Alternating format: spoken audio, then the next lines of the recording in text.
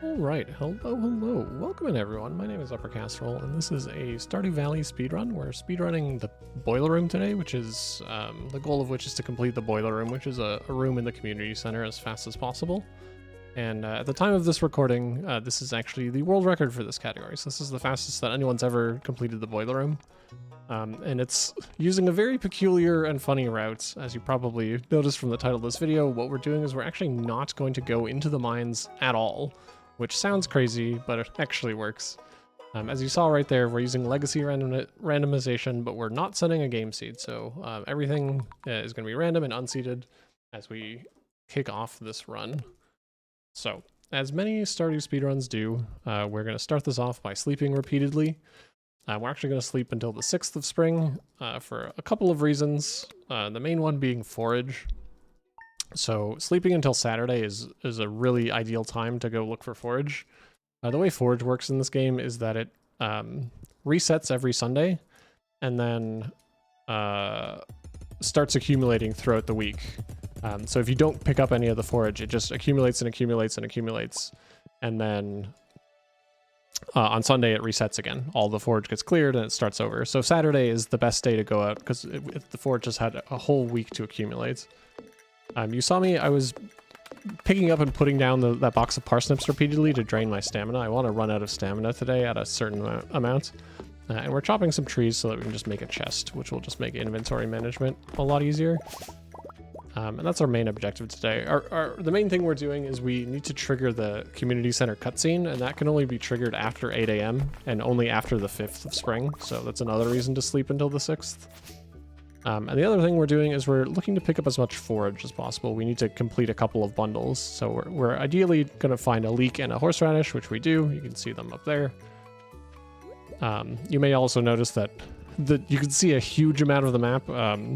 The higher your resolution is, and I happen to be playing at a 4K resolution, lets you zoom out further and further. Like, the game doesn't get more detailed, it just lets you zoom out further. So the more resolution, the more you can zoom out, which is very, very helpful for some runs like this. So we craft our chests. It still isn't 8 o'clock yet, so we're still doing great on time. We're hoping to get the last bits of spring forage on this map here. And we do indeed see the daffodil and the dandelion, so we are good. I don't see the daffodil right away. It's above the bus. So I look behind a couple of trees before grabbing it. So we're a little bit late. Ideally, we'd be entering the town at exactly 8 a.m. We're a little bit slow, but not a huge deal. So we've triggered the CC cutscene. The next thing we need to do is actually go into the community center and look at the like the book, I guess. And that will trigger the wizard to send us a letter in the mail so that we can actually learn the forest language. So very important that we actually go and read this book. And while we're here, we're actually going to dump all the spring forage that we picked up just on the floor. So we read it quickly and then dump our inventory onto the ground so we can pick that stuff up later. Stuff that you dump on the ground will stay on the ground literally forever as long as you don't quit out of the game. If I were to like go back to the main menu and load back in, all the stuff you've dumped on the ground will disappear. But as long as you don't do that, it'll stay on the ground forever. Lastly, we're gonna go to Robin's and buy a bunch of stone. Since we're not going into the mines and we are actually gonna need to craft a furnace, we just go and buy 25 stone. Which conveniently we have exactly enough money to buy, and that's conveniently exactly enough stone to craft a furnace. So it works out pretty nicely.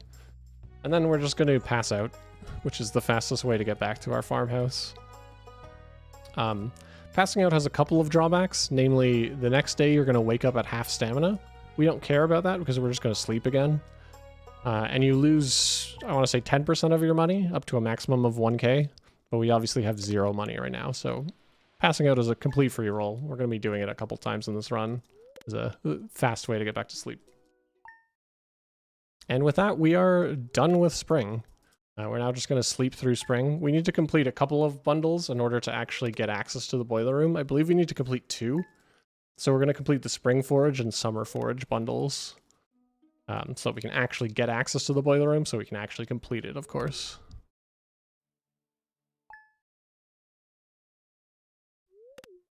So we just sleep. The only way you can lose any time here is if we get random nighttime events like the alien or the owl landing or a meteor, that sort of thing. Fortunately, they're not particularly common. And it's not like they lose a huge amount of time anyways, but these are things that can affect your run for sure.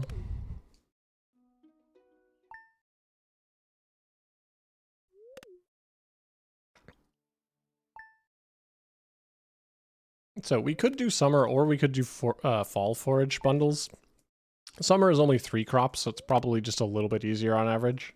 And you can get all 3 crops at the bus stop, so we can very quickly just pop out in the summer, check the bus stop, hopefully get all 3 of the forage that we need, and then just go back to sleep.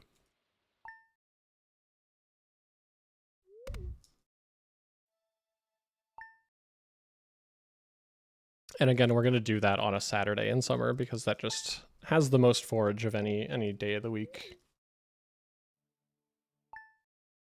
We're losing a little bit of time here compared to my personal bests in spring because probably because of the we were a little bit late entering town. Again, we should have entered exactly at 8 a.m., but we were a little bit behind, so nothing that can't be made up as we come into summer here.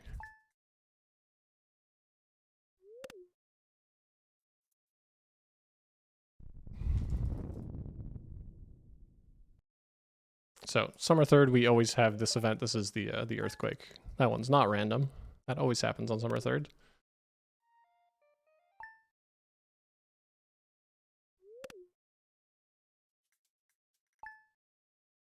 And as long as it's not green raining on Saturday, we're gonna head out and try and grab some forage.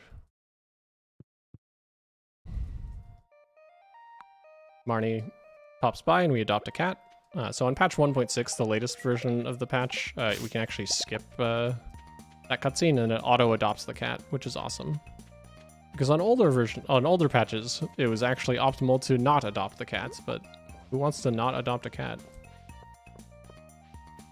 Unfortunately, we only get 2 of the 3 forage here. We only find the grape and the sweet pea. We still need to find a spiceberry. So we're gonna have to come out on a second day in summer to get that. We're just gonna try again on the next Saturday. Hopefully we'll find it then.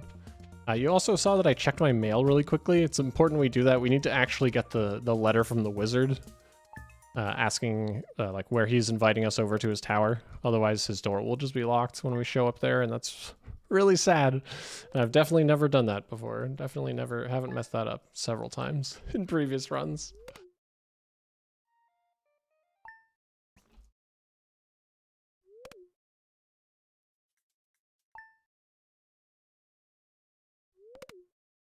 So again, we're just going to go out on Saturday and see if we can't find a spiceberry.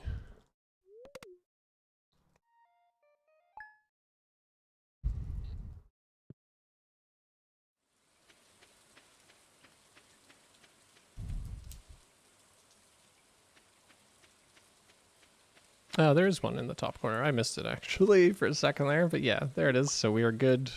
We have all the summer forage, so we now have 2 complete bundles for the CC ready to go. And with that, we start sleeping until winter. And while we sleep until winter, I'll talk a little bit about this, what this route we're actually doing is, and like some history behind some previous versions of the route. So, okay, what do we actually need to do to complete the boiler room? There's 3 bundles in the boiler room. The first one is the metal bundle where you need a copper bar, an iron bar, a gold bar. Those are really easy. You can buy all that stuff from Clint. So that is the trivial bundle. You also need the monster slaying bundle. That bundle requires 99 slime, 10 bat wings, a solar essence, and a void essence.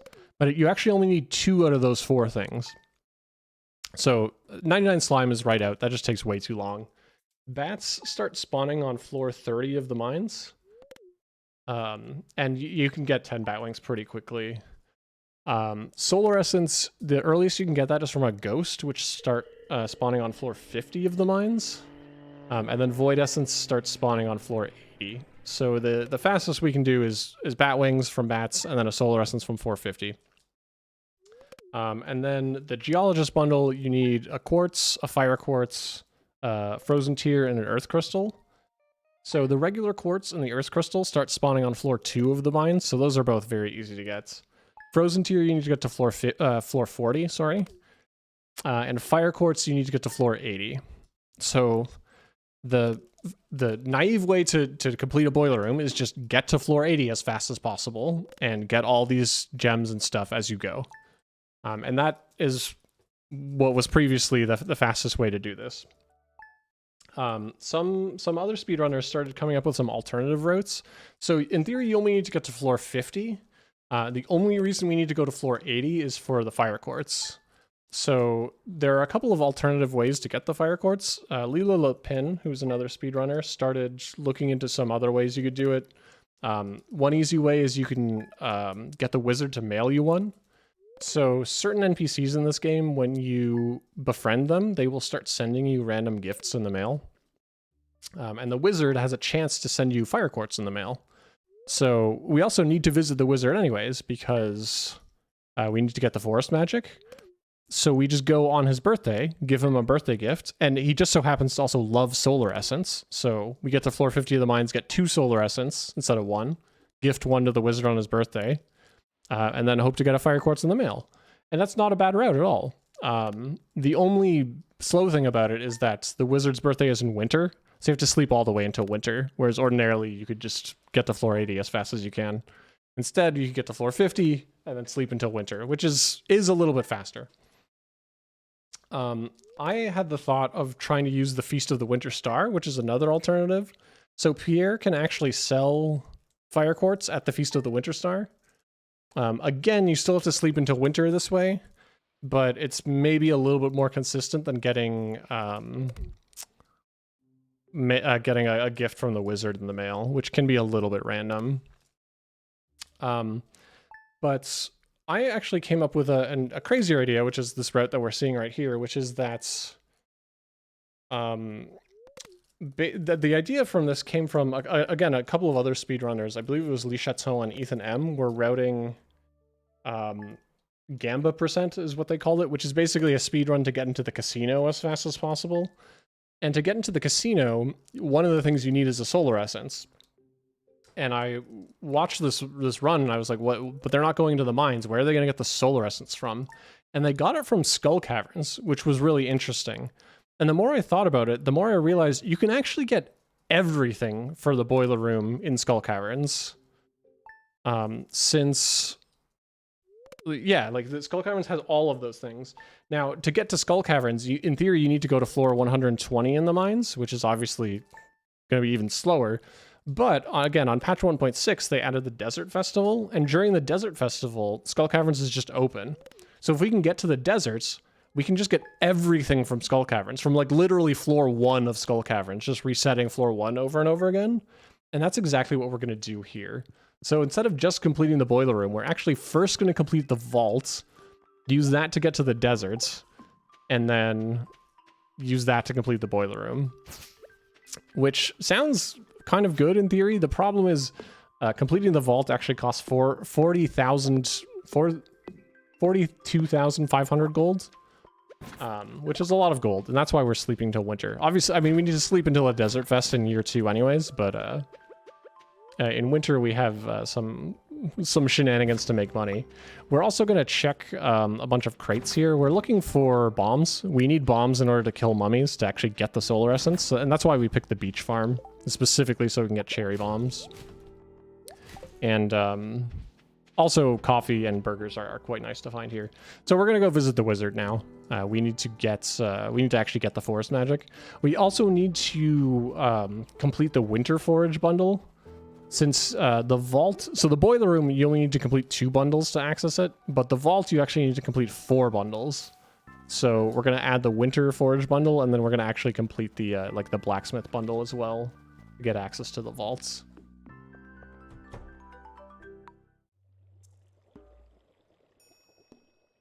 So we quickly pop in to see the wizard here.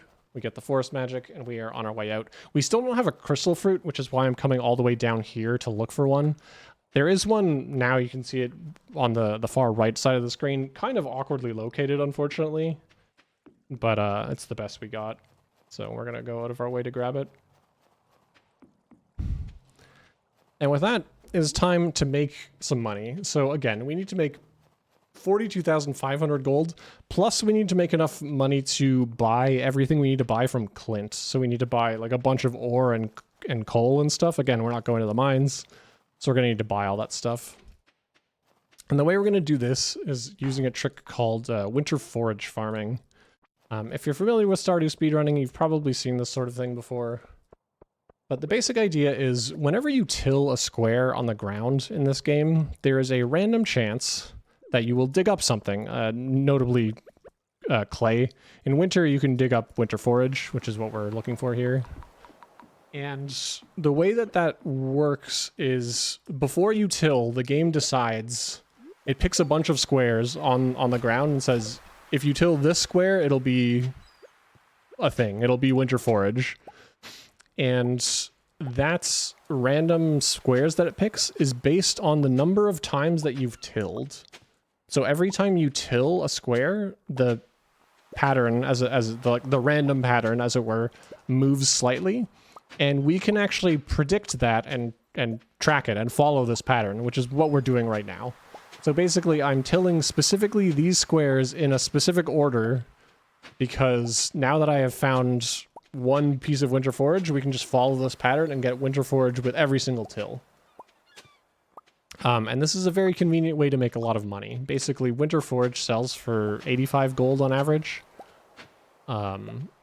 which adds up pretty quickly. Well, maybe not that quickly, but decently quickly. This is a nice way to make money quickly, and it really doesn't require anything other than like the knowledge of how to do this. Like you don't need farming XP, you don't need any skills, you don't need upgraded tools. You can just show up at the beach, start tilling, and start earning money at a decent rate. So this is how we're going to earn all the money to get everything that we need to get in this run.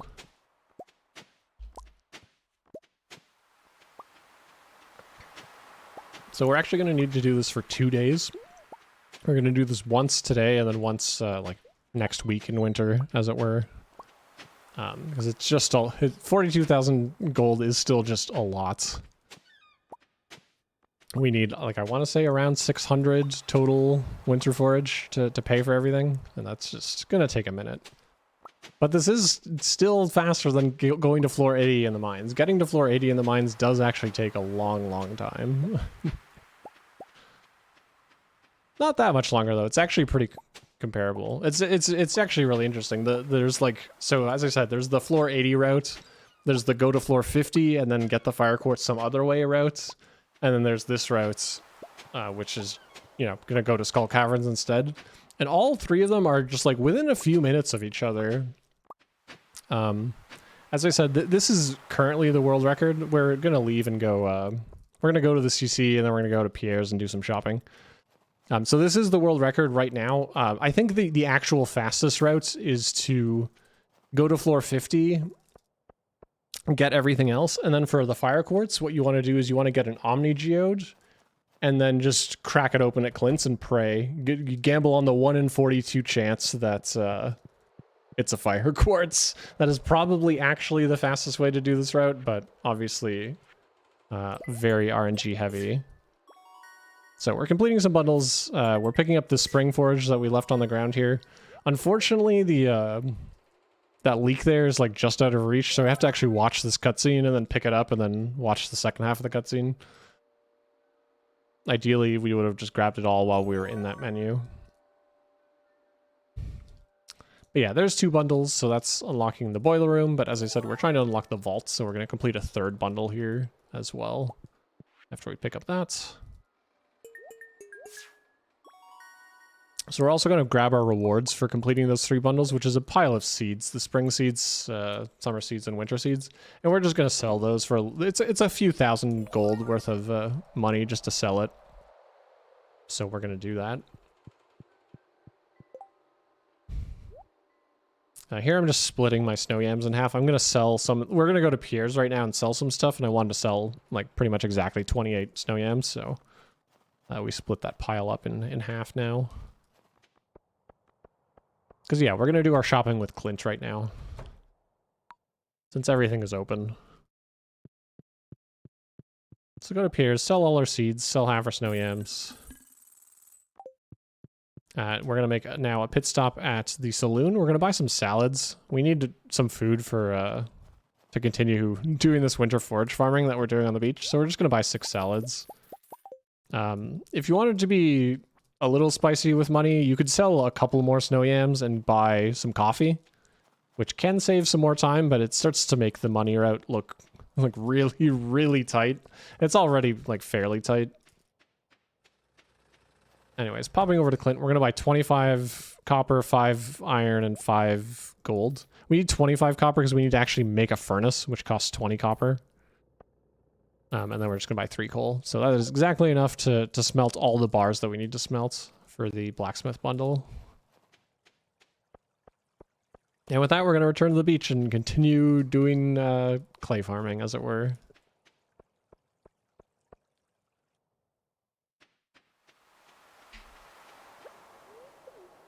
So this is why we bought the salads. In theory, we could just eat like winter roots directly, but they restore like significantly less stamina. So you have to eat like a whole bunch more of them, and the eating animation takes time, so it's better to buy the salads. Also, the salads are actually like, it saves money to sell winter roots and then use that winter root money to buy salads. Like the salads just restore more energy per dollar than the winter roots do. So it saves money and time, which is helpful. We're just going to continue destroying the beach here. You can do this pattern anywhere. Like you could do this on your farm, or just like anywhere on the map that's tillable. The beach is just convenient because it's just such a big empty space. Your farm is obviously problematic because it's covered in debris. And also your farm doesn't reset every day. So if we come back like literally tomorrow, all of this will be untilled and we can till it again, which is great, which is not true of your farm. Your farm will mostly stay tilled day after day. So the beach just makes a lot of sense.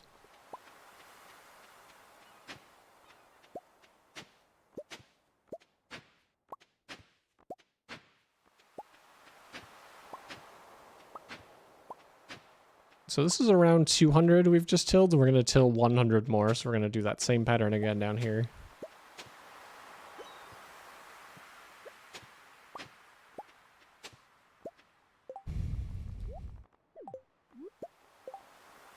Just grabbing that nautilus shell and getting it out of the way because it's right where we want to till. Could have done that a little bit faster by using the mouse, but I mostly play. I typically play with controller, and I am using controller right now. I will use the mouse sometimes for trying to do slightly faster menuing, but I try to use the controller when I can.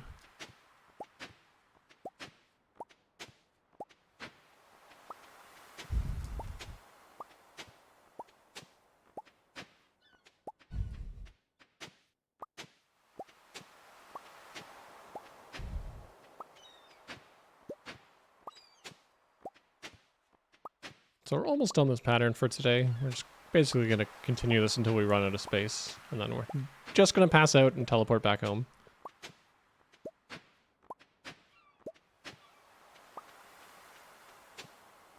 Again, we don't mind the pass out penalties because we have almost $0, and we don't care about the stamina because we're just going to sleep an extra day.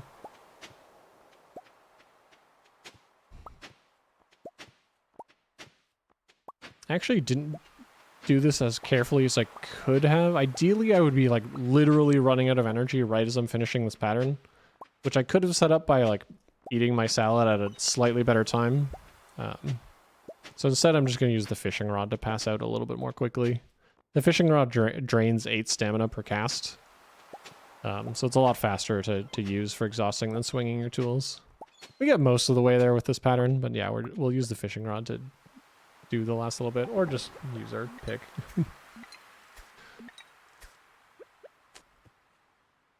Once you go below 0, you actually can't cast the fishing rod anymore, so you have to switch your pick for the last little bit. You pass out at negative 15 stamina.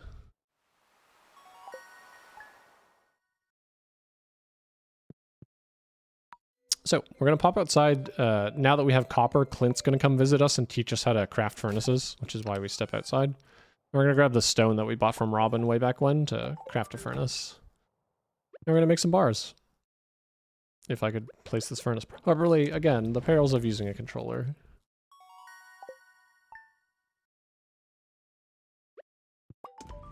So yeah, we're just gonna smelt and then sleep. And then we're gonna sleep until the next Sunday. The reason we're just sleeping a few more days is just to get the winter forage pattern to go back to the correct starting spot. So I said that the random winter forage pattern is affected by the number of tills. It's also affected by the number of days that pass. So every day that we sleep, the pattern increments by 1. So yeah, we're just sleeping about a week, which is about the right amount of time to get it to start over where we started. I'm checking mail for money here. So we just get $500 in the mail. That happens after you earn, I want to say your first 5,000, your mom will send you $500 in the mail. And that's actually why we're playing as a girl. The like one difference in this game between playing as a boy and playing as a girl is that after you earn your first 5K, if you're a boy, your mom will send you cookies in the mail. And if you're a girl, your dad will send you $500 in the mail. And we'd rather have the $500 in this run. So that's what we do.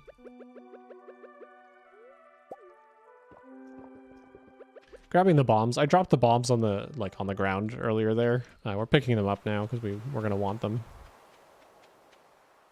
Again, it's actually very important that we have cherry bombs. We absolutely need them in order to kill mummies. And that's how we're gonna get solar essence. And that's why we're playing on the beach farm.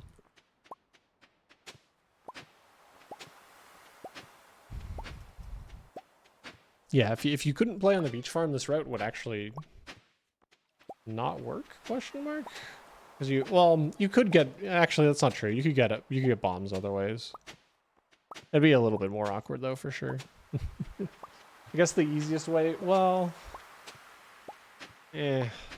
yeah, probably the best way to do it would be when you go to Skull Caverns, you get 5 quartz, and then you leave Skull Caverns, go to the desert trader, trade 5 quartz for a bomb, and then use that to beat up a mummy.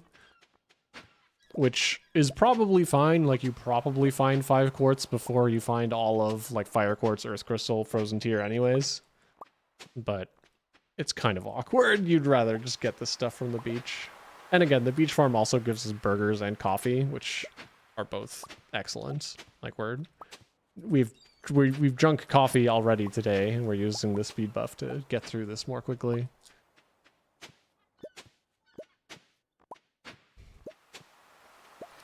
But yeah, again, so on this day we're gonna do the exact same pattern we did the last time, the full 300 tills or so, and that should give us exactly enough money to complete the vault, and then also enough money left over to buy a bus ticket, hopefully. If not, we can get $500 more from the mail. Again, I think it's once you earn 25,000, I want to say, you get another $500 in your mail, regardless of your gender. And conveniently, the bus ticket costs 500 gold, but we probably just earn enough extra money right now to pay for it. This is a bit of an odd. You may have noticed a couple times the pattern has like done something funky, and I've had to adjust and fix it.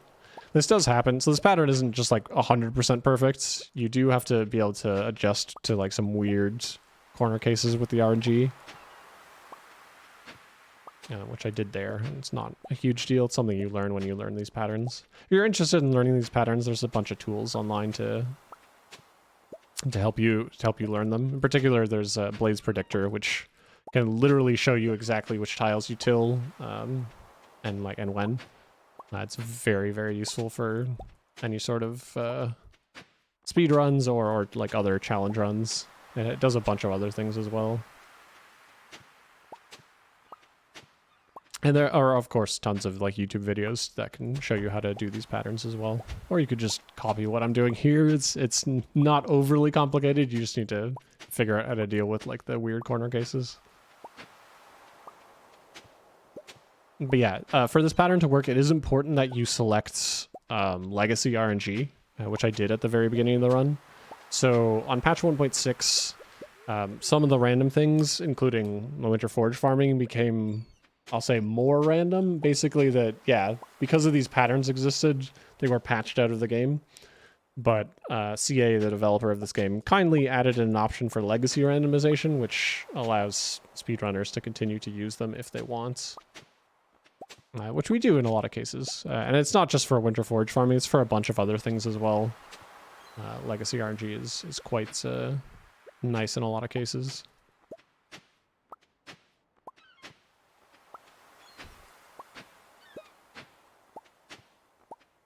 It is still possible to do this without legacy RNG. The pattern would just be significantly more difficult and more complicated. But fundamentally, the like strategy is the same. It is still true that like the game picks certain squares that will always have winter forage under them, depending on the number of tills. It's just that it doesn't follow as neat a pattern as this. The pattern would just be significantly more complicated.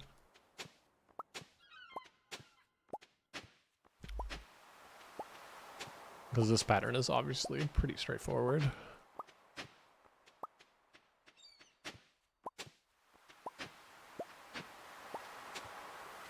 So I will point out also that so snow yams and winter roots, these are the two things that we're digging up. So snow yams sell for which one are snow yams? Snow yams sell for 100 and winter roots sell for 75. Or 70 rather. So on average they sell for 85 gold, but it's a 50-50 chance, and sometimes you just have like less snow yams and more winter root or whatever, and you might end up a little bit short money, so it's always a bit nerve-wracking when you're finishing this pattern. You're just like looking at the numbers being like, did I get above average like snow yam luck here? So like it's possible I could be leaving right now. I guess I do leave right this second, but like maybe I'm supposed to do another row, earn another like 500 gold. We'll see if I'm short. We're gonna go to Pierre's right now and sell everything and see how much money we have. We could also sell these burgers. We don't need them. They'd be nice for Skull Caverns, but we don't need them per se.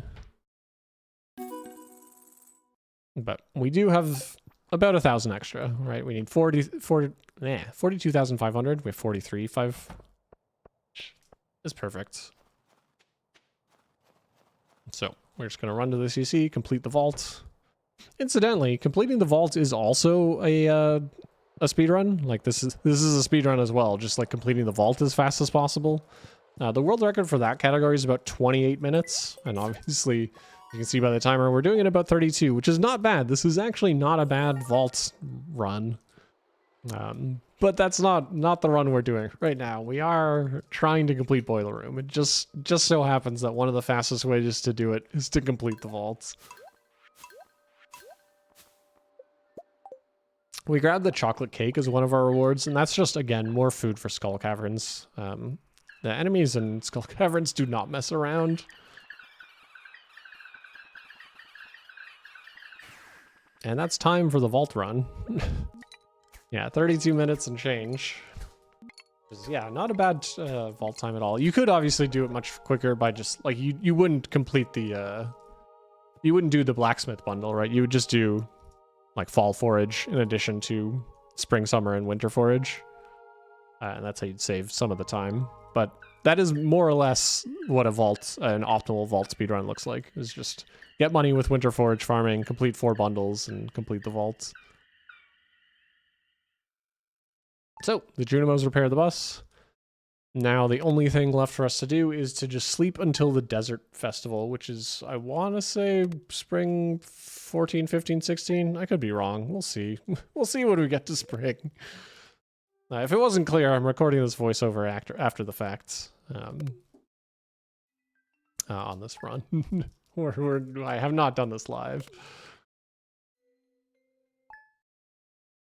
I do stream these runs, but I typically am not quite as talkative as this while doing the runs live.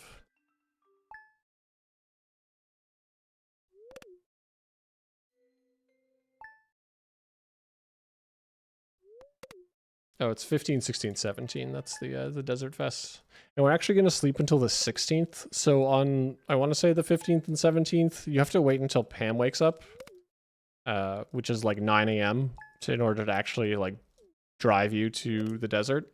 But on the 16th specifically, you can just drive yourself. So you can go at literal 6 a.m., which obviously saves some time.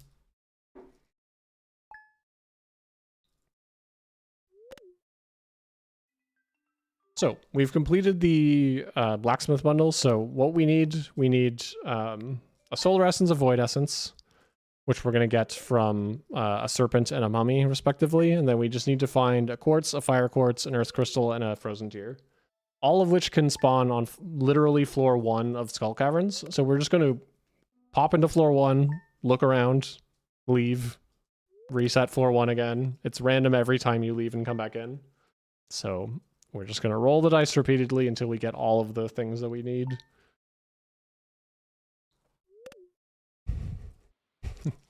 And again, this is all of this that we're doing. Alternatively, we could just go to floor 50 or go to floor 80 in the mines, in the regular mines. Instead, we've completed the vault and are going to go to the desert and get everything from Skull Caverns, which I just think is hilarious. And I think it's wonderful that all 3 of these routes exist. The floor 80 route, the floor 50 route, and the Skull Caverns route. And they're all like actually pretty close to each other. I think it's pretty grand.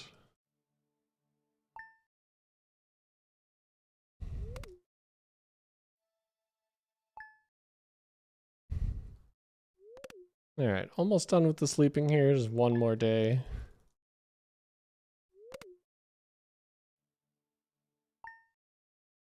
And then we're going to head on over to the desert. So if you've not played on patch 1.6, the Desert Fest is really cool. It's a really fun event. Oh, unfortunately, we have to talk to Demetrius here and get the Bat Cave or the Fruit Cave or whatever. Mushroom Cave. But yeah, the Desert Fest is a really cool addition in patch 1.6. I really like it a lot. Just cleaning up our inventory before we go. We also need to escape our farm. It's almost like we haven't done anything on our farm for over a year. It's a bit overgrown. But yeah, we do have $500 left over at least to purchase a bus ticket.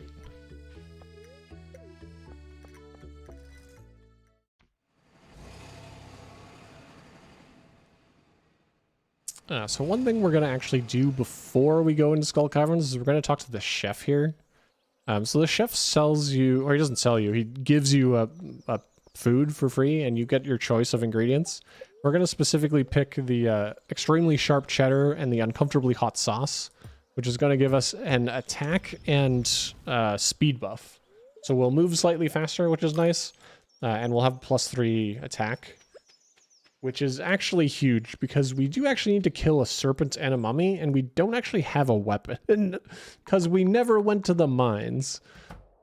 So we're gonna have to beat up those things with our scythe.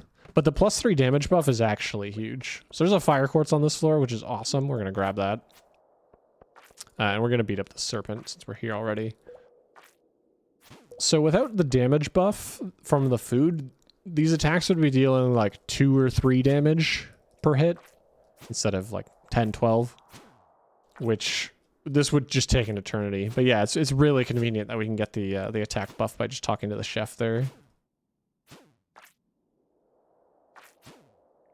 So, and serpents have I believe a 99% chance of dropping, it might actually even be 100, of dropping a void essence, which is obviously pretty good.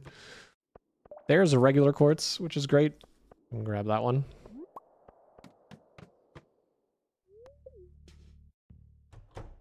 So, some decent luck so far. Finding the fire quartz is not terribly common, and we got that really, really quickly. There's a mummy here, so we'll beat up this guy. And once again, this is why we needed the bomb, because you can't actually defeat mummies without exploding them. And again, mummies either have, I can't remember if it's a 99% chance or a 100% chance to drop solar essence, so. Again, pretty darn likely. So all we're lacking now is a earth crystal and a frozen tear, which again aren't especially common, but we can just keep resetting floor 1 until we get it, and hopefully we get it sooner rather than later.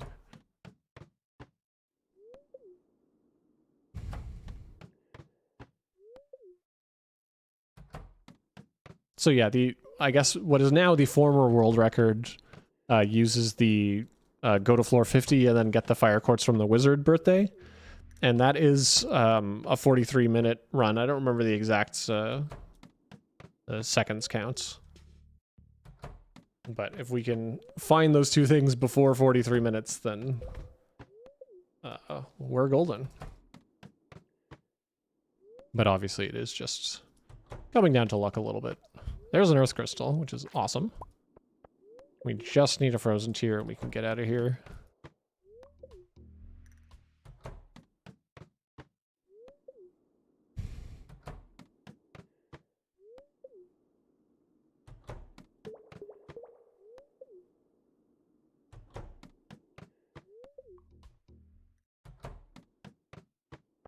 And there it is. There's the frozen tear that we need.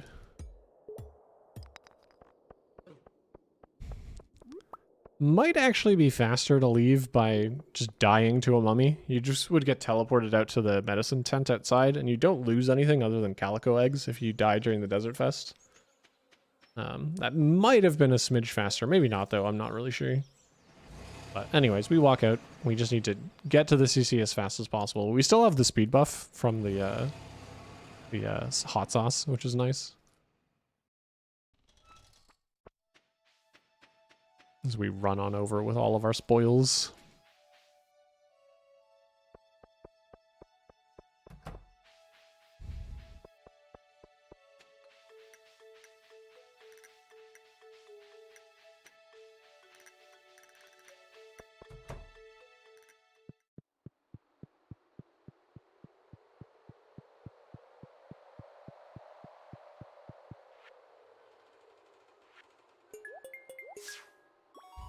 There goes the geologist bundle, and there is the adventurers bundle.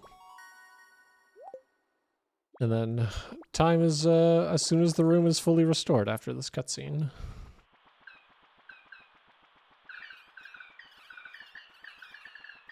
And time. And that is a successful boiler room and incidentally also a vault speedrun that doesn't go into the mines at all. Which, again, I just think is absolutely wonderful. Thanks so much for watching, everyone. I hope you enjoyed. Take care and good luck.